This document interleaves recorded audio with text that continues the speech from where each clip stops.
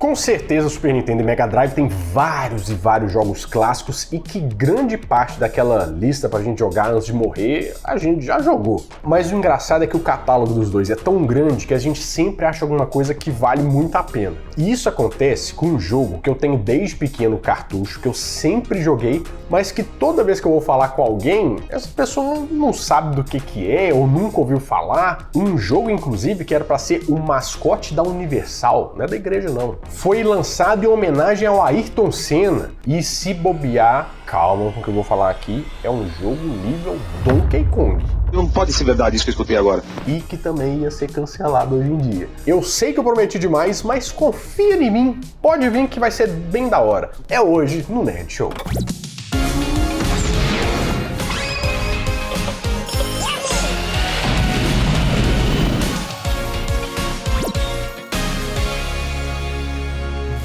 Fala, meus queridos amigos, como estão vocês? Vocês estão bom, né? Hoje estou de camiseta de monstros aqui porque o assunto tem a ver. Mas Renato, como que você ousa falar que tem um jogo nível Donkey Kong perdido no catálogo? As pessoas já ficam vorazes querendo saber. Porque se fosse tão bom assim, tava todo mundo falando. Mais ou menos, né? Mas tem algumas situações específicas onde isso não acontece. Imagina você jogar um jogo que é o número 2, sendo que um não é tão bom assim. Você vai ficar animado pra jogar o 2? Claro que não. Você vai dar uma chance? Você não vai, que eu te conheço. Eu sei que você não vai. Bom, mas pra começar nossa história, vamos lembrar de uma empresa, de um logo de empresa que com certeza você lembra muito, que é a Iguana Entertainment. Lembra dela? É claro. Oh, meu Deus, tantas lembranças, tantos jogos, né? Foi ela, por exemplo, que fez aquele jogo de basquete, o NBA Jam. Você lembra? Tem também Turok Dinosaur Hunter, você lembra dele?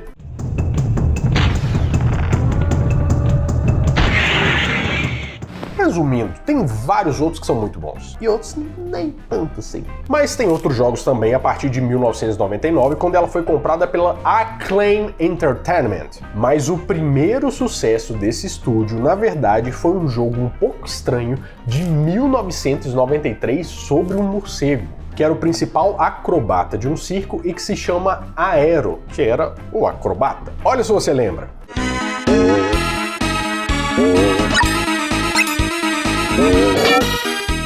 Então, nessa história do jogo tem um cara que chama Edgar, né? Que na verdade ele fez uma pegadinha lá, você vê que ele é meio palhaço assim, uma pegadinha que não deu muito certo, assim, pegou de mau jeito, e ele foi banido do circo. Aí ele meio que volta 20 anos depois como um industrialista, um cara que tem uma empresa, capitalismo, meu Deus! E rapta os principais artistas do circo. Eu sei que a história é meio ruim, mas se você parar pra pensar, o Donkey Kong você tá atrás de umas bananas, né? Então... Aí cabe ao Aero, o grande artista, o grande acrobata desse circo, ir atrás dessa galera toda. Mas essa história, vamos ao jogo de fato. É um daqueles jogos que começa sem pé nem cabeça, não tem história introduzindo nada, sabe? Isso aqui é porque eu li a história, não tem. Aí você dá start e começa com uma fonte apagada, assim, falando o que você tem que fazer, sabe? Tipo, coleta os negócios aí. Aí na primeira fase você tem que pegar 7 estrelas, né, que ficam dentro de umas plataformas, e você tem que meio que adivinhar que vai aparecer um portal pra você passar pra segunda fase. É mais ou menos isso.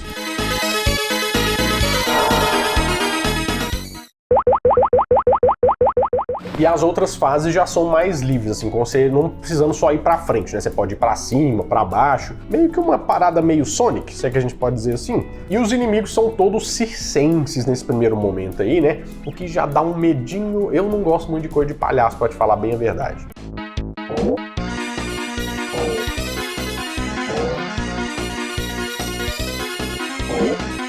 E é aquele negócio assim, todo mundo que joga esse jogo com certeza tem uma certa resistência com ele, porque não é um jogo muito bonito, não é muito acabado, não tem uma diversão bem divertida, sei que a gente pode dizer, né? Mas apesar dos pesares, esse foi um grande jogo de muito sucesso, você acredita?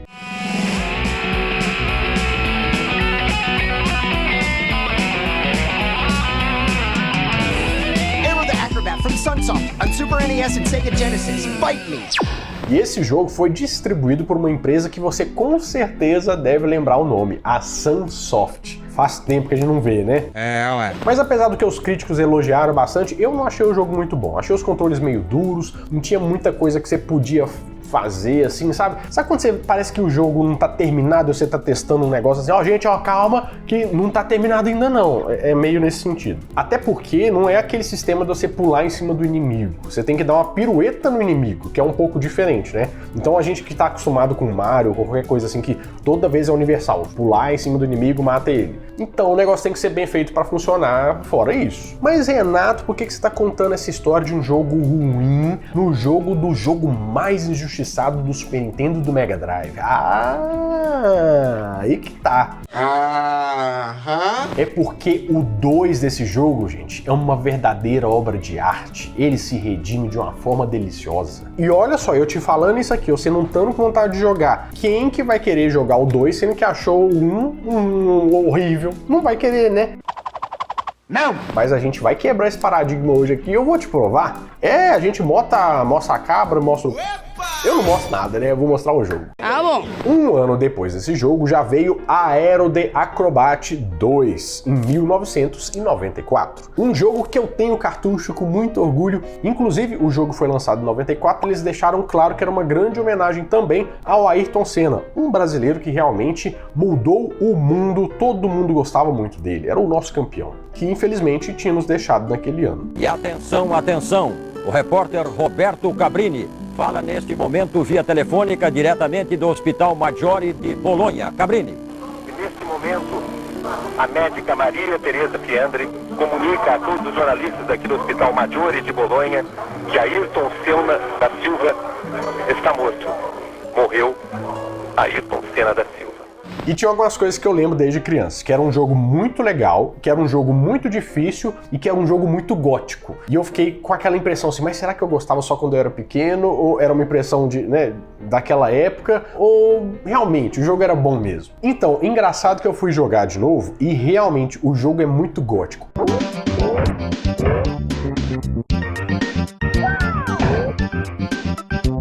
Ele é praticamente uma versão emo dos anos 2000, sabe? Podia facilmente tocar a trilha sonora de Fall Out Boy ou Panic! At the Disco, sabe? É muito gótico aquele jogo. É tão gótico que eu imagino esse cara aí tomando vinho no cemitério, esse morceguinho. O primeiro jogo, ele era infantil e circense, mas circense pro lado errado. Esse aqui já é Circo dos Horrores, sabe? Aquele negócio do povo, a mulher barbada, do advogado que cobra muito. Um tom mais era vitoriana, sabe? Meio gótico, meio politicamente incorreto, porque nós vamos chegar lá também. O povo ia achar demais da conta que esse jogo hoje.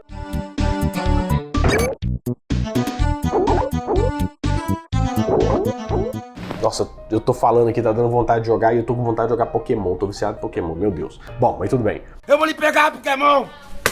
Bom, mas a história desse jogo começa imediatamente depois do final do primeiro jogo. E pasmem, aqui sim temos uma introdução pra gente saber de o que tá acontecendo, né? O que aconteceu? O Aero deu um supapo no Edgar, vou te contar, porque não adianta nada. Ele tá no início do jogo, você não vai jogar um não presta. E ele tá caindo, mas olha só que coisa impressionante. Enquanto ele tá caindo, o Edgar é salvo pelo Zero, que é o Zero, como se fosse uma secla dele que faz ajuda ele, é o Igor, né? O mordomo do cara sinistrão. E enquanto eles estão caindo, eles batem um papo enquanto eles estão caindo, é pra preparar o plano B. Aí vem uma armadura, salva ele e tal, aí, o plano B? É, o plano B. E aí corta essa cena. Aí corta a cena pro Aero, que tá lá no Museu dos Horrores do Edgar, que ele junta um tanto de coisa, e até que aparece uma caixa com um portal, assim, ele fica olhando, uai, mas que é estranho aqui que esse portal tá fazendo aqui? Deve estar gastando energia danada. Esse cara deve ser dono da CEMIG, deve ser dono da companhia da cidade aqui, mas aparentemente os morcegos acrobatas são muito intrépidos e ele faria uma coisa que eu nunca faria, que é entrar nessa porta aí. Eu não entrava nesse negócio de jeito nenhum, até que essa porta fecha, a caixa também e some.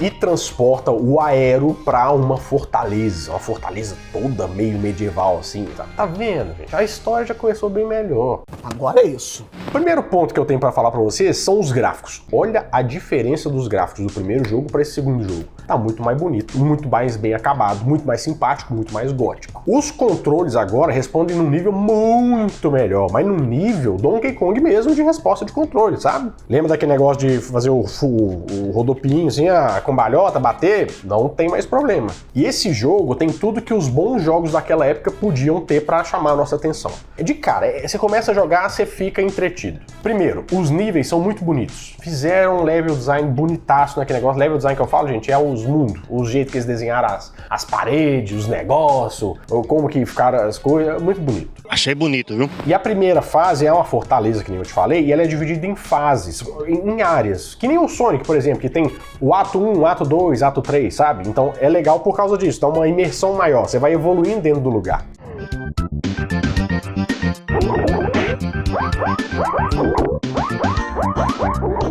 E agora tem também uma outra coisa que você pode pegar vidas, né, que você tem embaixo, que são como se fossem uns discos de rock com a letra A. E também você pode pegar as cabeças do aeroacrobata que vão te dar o continue.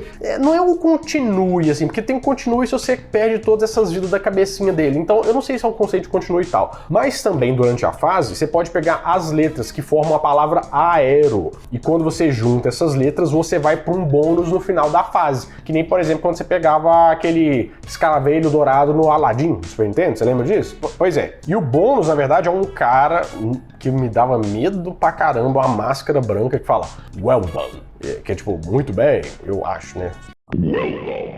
E ficava fazendo aquele, sabe aquele joguinho de, pô, ele mostra um negócio aqui, põe uma estátua dourada, põe e fica misturando assim, que nem aquele povo que tenta te dar calote nos pontos de ônibus no centro da cidade, que o povo fica todo olhando com a mão assim, tudo assim, mas talvez eu acertava. E se você acerta, eu não faço ideia do que acontece. Mas se você erra, aparece um esqueletinho ali, tipo umas costelinhas ali.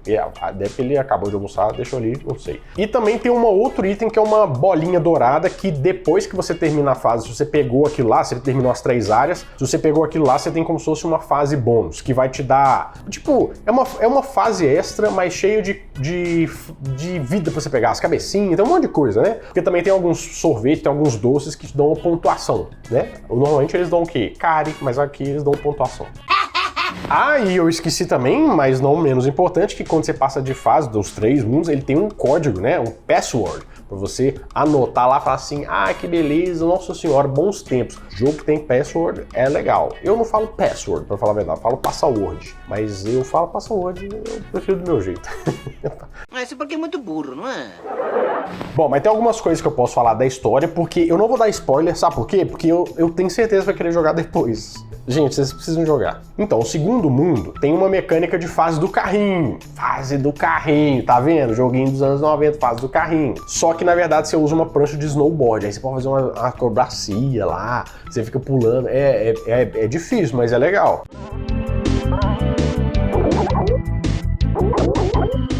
E a terceira fase, gente, é como se fosse uma paródia da Rússia. Mas por que eu tô falando da paródia da Rússia? Sabe quando a gente ficava vendo aqueles filmes de antigamente que toda vez o vilão era um russo? O jogo é de 94, então eles estavam ainda nessa época. Aí o vilão, tipo assim, um dos vilões, um dos chefes, é russo. E é toda ambientada na fortaleza Red Star, que é a Estrela Vermelha, sabe? E tem uma personagem lá que chama Batasha. Batasha é uma morcega lá, que ela aparece inclusive de forma pouco vestida, se é que a gente pode dizer assim. É um pouco perturbador, né? Porque a gente fica assim, eu gostei, mas eu não sei se eu deveria. E Batasha, porque Bat é morcego, né? E Natasha é comumente usado na Rússia como nome, tipo Natasha Romanov, sabe? A Viúva Negra dos Vingadores. É como se fosse, como é que fala? Aquele trem que a gente não pode fazer, generalizar as pessoas. É isso que eles estão fazendo. Estereótipos, não pode fazer. Mas é verdade, né? Que eu posso dizer. E todos os estereótipos estão lá. Tem o russo que dança, tem o bonequinho que tem um chapéu verde com a estrela vermelha, e tem o próprio chefão que é o próprio Vladimir Putin, gente. Basicamente nessa fase você tem que entrar lá e dar um pau no comunismo. Isso ia dar muito. Imagina isso, gente. Você chega na sala, dependendo do almoço de família, você tá jogando, tô dando um pau no comunismo. Isso dá muita treta. Eu já falei pra você não falar comigo. Eu disse pra você calar a sua boca e não falar comigo. E o mais legal é que, ainda sem dar spoiler, né? Se você zera esse jogo, você tem o terceiro jogo da franquia. Pois é. Eu duvido que você vai zerar esse jogo, né? Mas, se você, por acaso, for o pro player da vida, vamos que vamos. O jogo se chama Zero, o esquilo kamikaze. Sabe o Zero, o que resgatou ele? Pois é. Tem uma passagem lá que mostra no início do jogo, que ele fala que, nossa senhora, alguém tá atacando a minha floresta, eu preciso ir lá. E o Edgar falou assim, mas você não vai não, porque eu mando você não vai fazer nada. Ele, quer ver? Então olha pra mim. Aí ele vai embora e rebelde e vai lá salvar a floresta dele.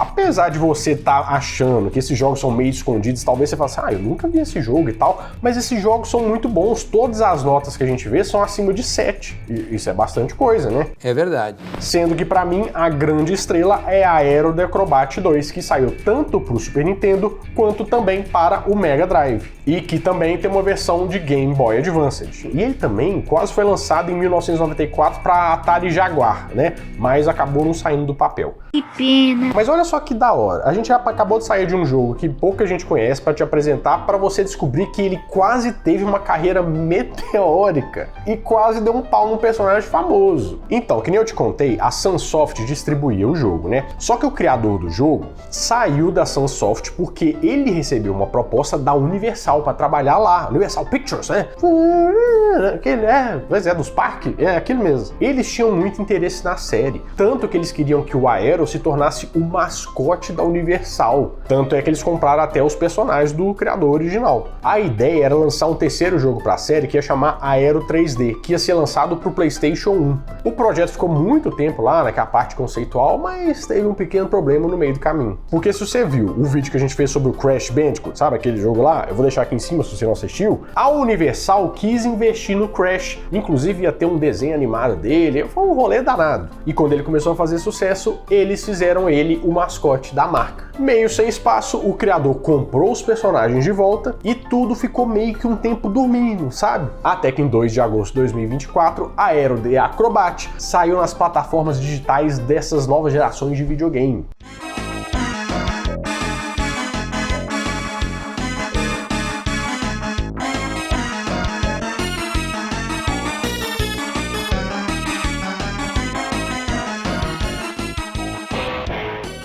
Bom, se você vai jogar ou não, eu não sei. Eu tô te dando a minha recomendação. O seu fim de semana com certeza vai ser bem divertido se você revisitar o Aero The Acrobat 2. Joga um se você quiser para comparar, mas o 2 é o ouro. E me conta se você já jogou aquele terceiro do zero, né? Que pode ser que seja bem legal também. Depois você me conta. Bom, eu vou ficando por aqui, mas toda semana eu volto mais um vídeo quentinho, fresquinho, crocante pra vocês, então adeus!